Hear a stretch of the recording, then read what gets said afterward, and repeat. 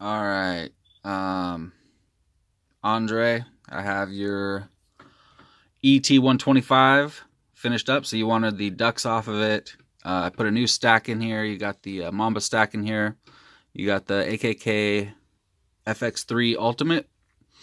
And I threw a dipole on here, but I know you're getting an axis for it. So you'll just have to take the canopy off to do it, but it should be easy. It's just 3 screws.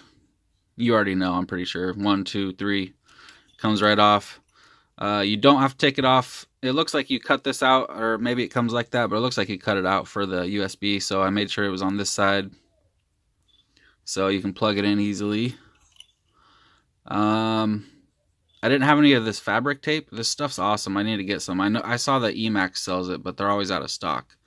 But I just put some heat shrink on because it kind of looks like it. I mean, it matches pretty good. I think it looks good. So I got my radio set in bind mode right now because I'm going to bind this up to make sure that it arms. I made sure to put the receiver bind button on the top so you can just poke something straight down in here. And you will have to bind it again just because I'm binding it to my radio now. So we're going to get this ready to go. Like that. Try to do this with a camera in my face. Bind buttons right here on the left side. Ooh, perfect. You can even see the LED right through that slot too. You can see that it's flashing right there.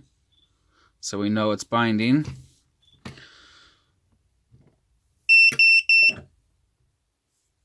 That should be good.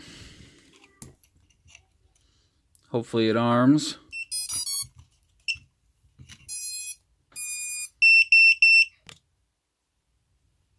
Make sure this wire is not in the way. Hold it down and hit arm. Nice.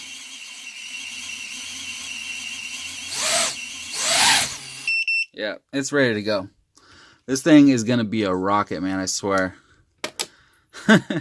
So with the ducks off, you can actually fit 3-inch props. I tested it out and I put 3-inch props on here and they fit just fine.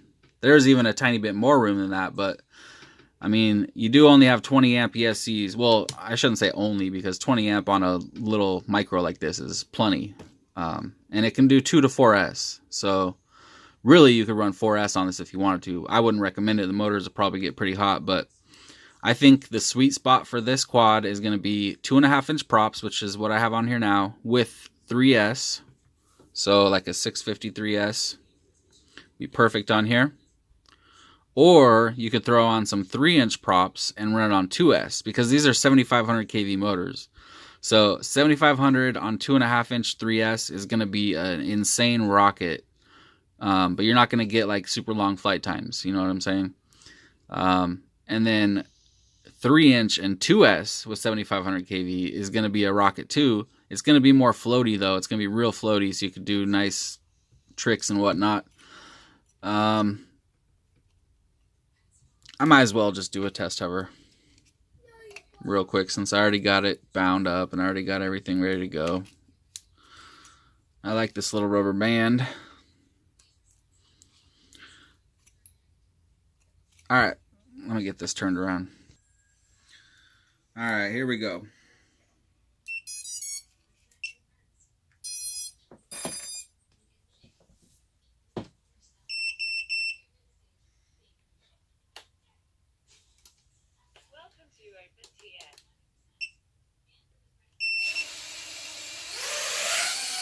Oh my god. It's hovering at like 15% throttle. Oh, damn, man. Oh my god.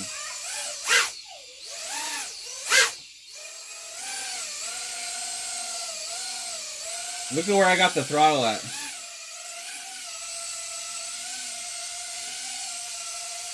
It's like not even a quarter of throttle. Sorry if you couldn't see that.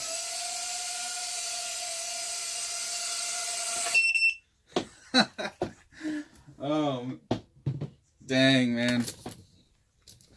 You're gonna have some fun with that thing. That shit's got some power. Oh my god. I need to zip tie this down, so I'll zip tie the battery cable down to the arm here, and it'll be good to go. Turned your et125 into a little rocket. I'm also sending your furibee 215, so let me grab that real fast just to show what I did to that one before I box these two up. Alright, here's the furibee. So what I did to it was I swapped out the VTX and the camera. So you got the new Predator V3 Mini in purple. Looks pretty cool with the purple motors. And the VTX is the Speedy Bee VTX. So you got 25 up to 600 milliwatts. And the coolest thing about it is it has a DVR built in. So the micro SD slot is right here. Throw your SD card in there. Oh, first thing you want to do, which I might as well just do it for you right now, just so you don't have to do it. You want to unlock the VTX because it's locked in at 25 milliwatts. Shit, let me grab the manual real fast, just so I know which button it is, because there's two buttons on here. There's one on top of the VTX right here, and then there's another button right here, and I don't know which one's which, so just a second. Okay, it looks like the VTX button is the top one. So, and then it says right here, you hold it down for 10 seconds. Long press 10 seconds to unlock or lock. So, yeah, that's the button on top. Okay, and then the other thing too is with the DVR built into the VTX, which is super awesome if you're not going to be running an HD camera. It does show the OSD. So I hooked it up to where it has the Betaflight OSD from the flight controller going through it. So the OSD is always going to be on there. But if you ever want to just have a nice, record a nice flight with some nice, slow cinematic footage or whatever, because you're getting the video feed before it goes out to your goggles. So it's not going to have all the crap breakup and whatnot in the video. It's going to be nice and clear. It's not going to be HD quality, but it's going to be completely clear. But it's going to have the OSD in it. So if you ever want to get some nice footage without the OSD, you just go into Betaflight and turn the OSD off in the configuration tab, and then you'll have a completely clear screen, nothing in it. So anyway, yeah, let's do this real quick. So I guess we'll just plug in the battery. I hope it doesn't beep. It's going to beep the whole time because your radio's not on. Okay, so here we go. Push it so we can see the lights. 1, 2, 3, 9, 10. Okay, there we go. That stopped blinking, so that must mean it's unlocked now. This light's flashing. I don't know why. Probably because it doesn't have a SD card in it. And this is the start and stop. So after you put the micro SD in, I think it automatically starts recording when you plug the battery in. So yeah, put a micro SD card in, and then just plug your battery in and go fly, and it'll record every time. But I think when you're done flying, you have to push the button right here before you unplug the battery to make it stop recording. So I think that this light right next to the button will be flashing slowly like it was when it's recording. And then you just push it once to make it stop recording when you're done flying. And I think you can go into the settings and change it to where it does not automatically start recording when you plug in the battery. But it would be kind of nice just to have it like that so you don't ever forget. You go fly and you're like, oh shit, I forgot to press start. So I would leave it how it is, and then just make sure you always push the button when you're done flying to stop recording.